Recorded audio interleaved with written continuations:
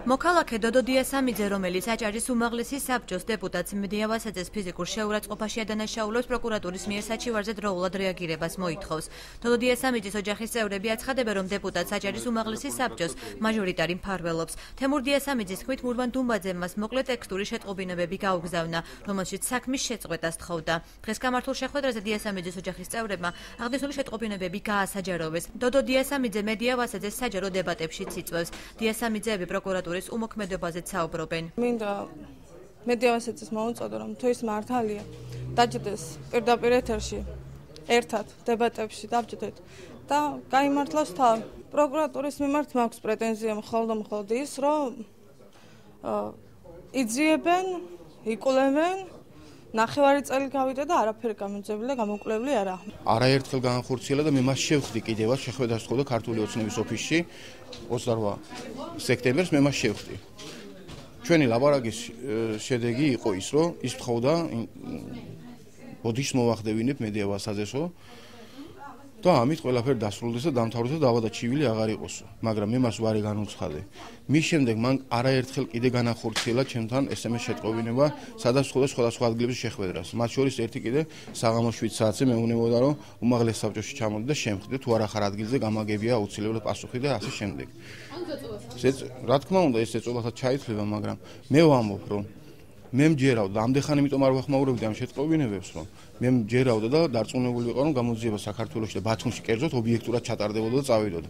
ტელეფონის ნომერი, რომლითაც დიასამიძემ SMS გზავნილი მიიღო, აჭარის მაჟორიტარი დეპუტატის პირადი მობილურის ნომერს ემთხვევა.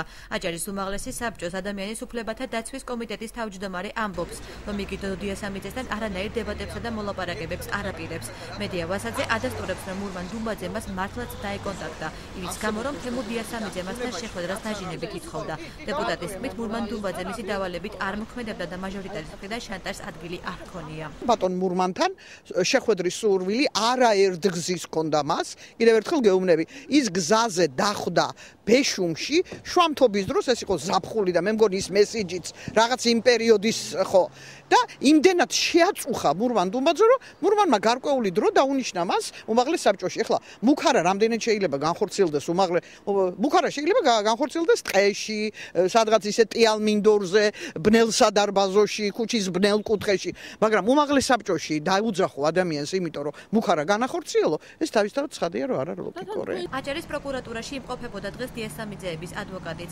სოსო კორელიას თქმის, პროკურატურაში საქმეზე გამოძიება გრძელდება. ადვოკატის თქმის, ყველა მოწმე დაკითხულია.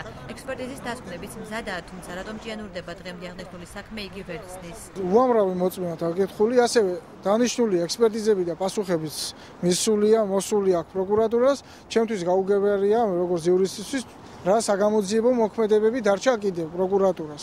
მურვან დუმბაძის მხრიდან თემურ დიასამიძისათვის გაგზავნილი შეტყობინებით უნდა დაინტერესდეს პროკურატურა, ასევე მედია საშუალებები და შეისწავლონ თუ რატომ თხოვდა პარლამენტის ვიცე-სპიკერი თემურ დიასამიძეს შეხვედრა. აჭარის მაჟორიტარმა დეპუტატმა ჩვენ სატელეფონო ზარებს არ უპასუხა.